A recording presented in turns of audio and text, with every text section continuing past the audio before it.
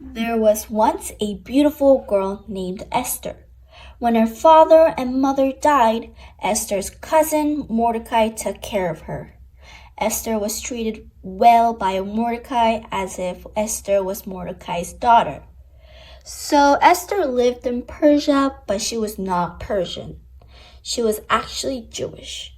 So during Esther's time, many Jews lived in Persia because a lot of their ancestors came to Persia as prisoners from war. So one day, the king of Persia, King Xerxes, held a huge party for princes from all around the world. So the king soon became drunk and ordered Queen Vashti to come and show all the men her beauty by wearing her crown. However, she did not listen to the king, which made the king very mad. He then made a law to teach women, especially Queen Vashti, that ladies should honor their husband and took the crown away from Queen Vashti. This meant that she was no longer a queen. So now, since there was no longer a queen, the king sent out a word saying, "All the beautiful girls come gather." So when Esther heard this, she said, "I'm happy where I am. I certainly don't want to be a queen. Besides, I'm Jewish and the king isn't. There are lots of Persian girls entering the beauty contest, so they don't need me." However, after Mordecai calmed Esther, she decided to listen to him and leave it up to God. That is when the king found Esther and fell in love with her beauty. So the king chose her as the next wife and as the next queen. Mordecai, Esther's cousin, told Esther to hide the fact that she was Jewish and feared that the king would not take her as his wife. This was because, if you guys remember, Jews were prisoners that the Persians captured, so they were not respected. Alright, so overall, Esther is the new queen now, but the king does not know that Esther is a Jew.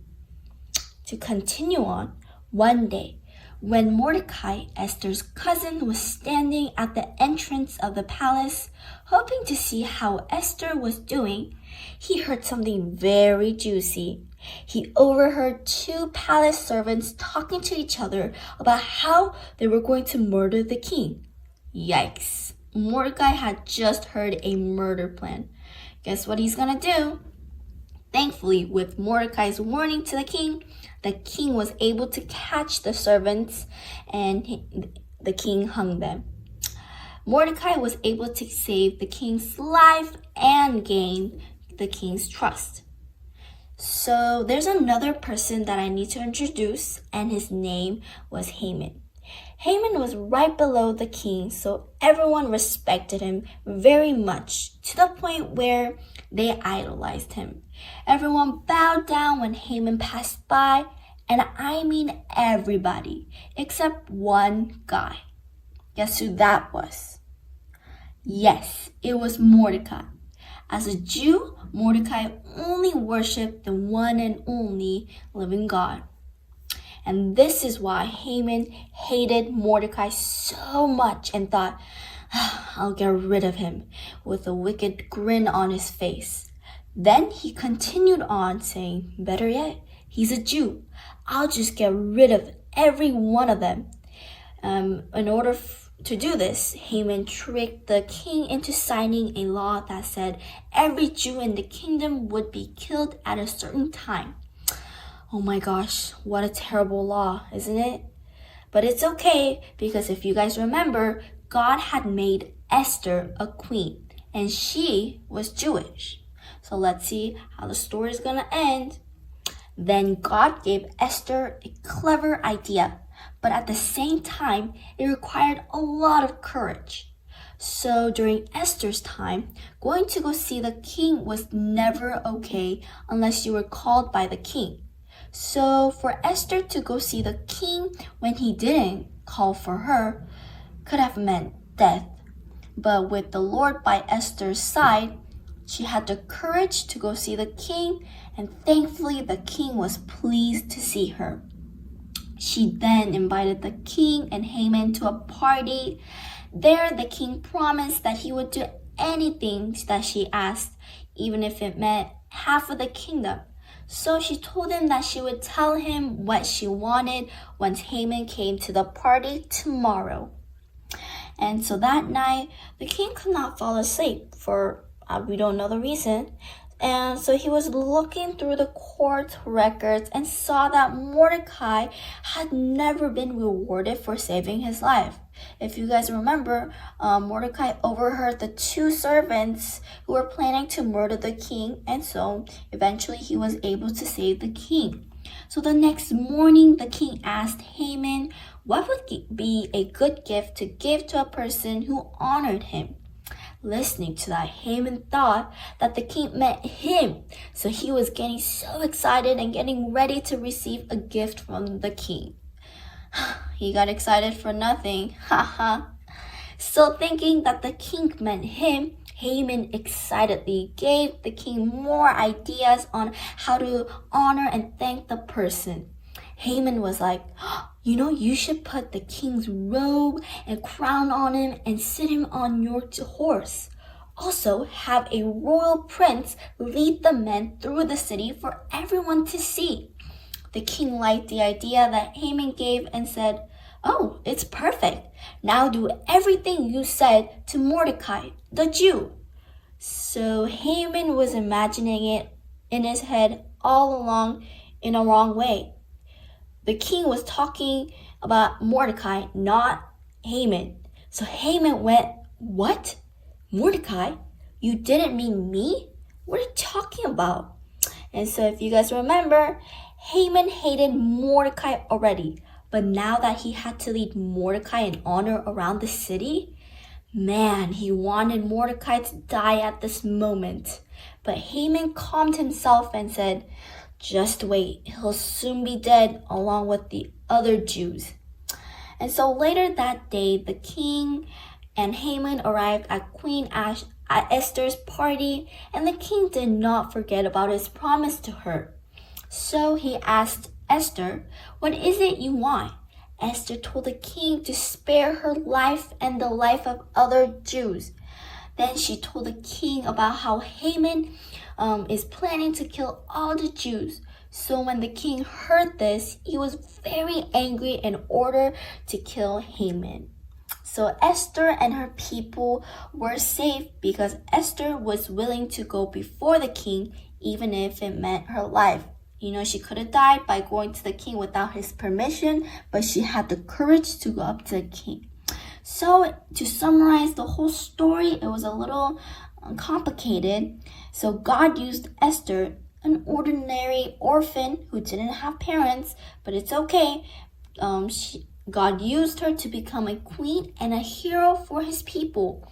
So God has a plan for each of us as we trust him and follow him each and every day. His ultimate plan is that we become his children, to become his prince and princesses. Okay, guys? Time for a Bible story. A long time ago, there was a woman named Esther who lived in the land of Persia. Oh, that's where all those fancy rugs come from, right? Yeah. Those are nice. Little pricey, though. God had an amazing plan for Esther's life. She would be remembered forever as a hero. It's a bird. It's a plane. It's Super Esther. What does she do? Save the planet from a meteor? Nope. Did she rescue 1,000,000 kittens from a tree? No. Did she carry a bomb out of Gotham City on the Batwing so everyone wouldn't blow up, but you're not sure for like 5 minutes if she made it or not? No, that's Batman. Come on. Right. Still gets me every time. Esther did something even more amazing than all of those things, and it sure took a lot of guts to do it. All right, lay it on me. What's the sitch? Well, first of all, Esther and her family were Jewish, which was kind of a big deal back then in Persia. What do you mean? Well, at the time, the Jewish people weren't really liked by the Persians. In fact, they had to live in exile, and they weren't treated very well at all. Yikes, that's no good. Esther was also an orphan, and she lived with her cousin Mordecai, who protected and raised her after her parents died. Sweet beard, bro. Then one day, something happened that would change Esther's life big time. The king of Persia wanted to find a new wife, so he put on a huge beauty pageant where the winner would become the queen. Wait, really? That's a pretty weird way to get hitched. Like, congratulations, you're the new Miss America, and we're married. Well, as weird as it may sound, that's what the king wanted to do, so that's what happened. Women from all over the kingdom were there, but there was only one that the king favored. Paula Deen. What? Yeah, think about it. He would eat like a king. Well, I mean, I guess he's already a king, but think about how awesome every meal would be. Breakfast, bacon. Lunch, biscuits and gravy. Dinner, butter bacon biscuits with a side of butter. Come on, Paula Deen wasn't around then. This happened like thousands of years ago.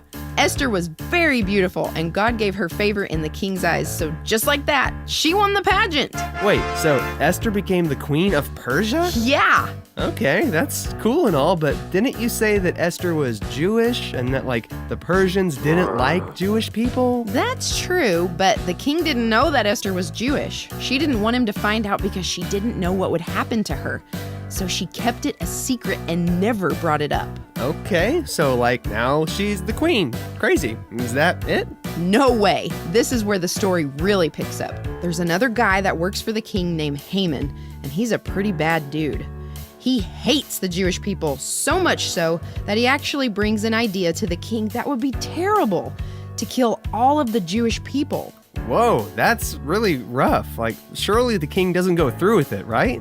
Actually, Haman gets the king to agree and sets the plan in motion. Wait, but if all the Jewish people are killed, that would be horrible. They're like God's chosen people, aren't they? And that's where Jesus would eventually come from. This can't happen. Somebody's got to do something. And that's where Esther comes in. She can't stand the thought of seeing her people get wiped out by Haman's awful plan, but she doesn't know what to do. I know what she should do. Time to lay down the law and tell the king not to do it. She probably kicked into mama bear mode and was all like, listen here, buddy. Let me stop you right there. Keep in mind that this is like ancient Persia. You couldn't just approach the king whenever you wanted to, even if you had a reason. Anytime someone would just pop off to the king, they'd usually get a pop off themselves. Ah, gotcha. So I guess she's in a pretty tough spot, huh? Totally.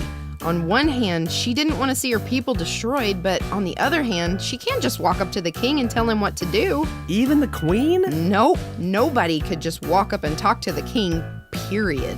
Man, this is tough stuff. So what'd she do? Even though her mind was filled with doubt and worry about what would happen to her, she had to do something. Esther knew that no matter what her feelings were telling her, she was a child of God. She knew that God loved her and that he had blessed her life, and that if she stood up for God's people, that God would back her up. Yeah, that's right. You go, Esther. Esther trusted God and boldly went before the king. The nobles and the guards that surrounded him couldn't believe what they were seeing. Who did this woman think she was, that she could just walk up to the king on her own? Oh man, I bet her feelings were totally freaking out. I'm sure she was feeling a lot of things. She asked the king if she could make a request, and to everyone's surprise, the king wasn't upset. He didn't call for her to be taken away by the guards or thrown in jail, but instead, he listened. Phew, that was intense. Okay, he's listening. Time to land the plane.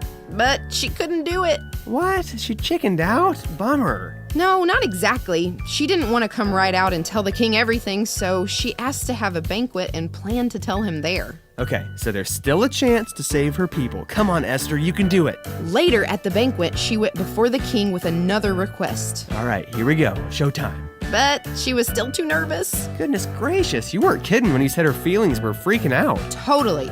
She was feeling all kinds of things, even questioning if the whole thing was a mistake. But her cousin Mordecai encouraged her and reminded her that what God says is more important than her fears and doubts, and he told her something that she would never forget.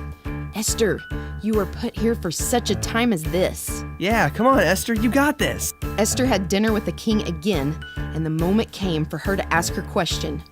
She took a deep breath, and she went for it.